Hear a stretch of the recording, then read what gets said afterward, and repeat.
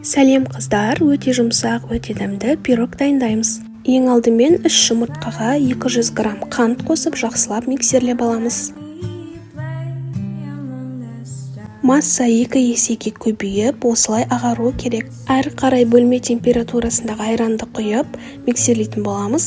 Содан соң 350 грамм ұнға 18 граммдық разрыхлитель және 1 грамм ванилин қосып, ұнды електен өткізіп салып, араластыратын боламыз. Ең соңында 120 мл сұйық майды құйып, араластырамыз.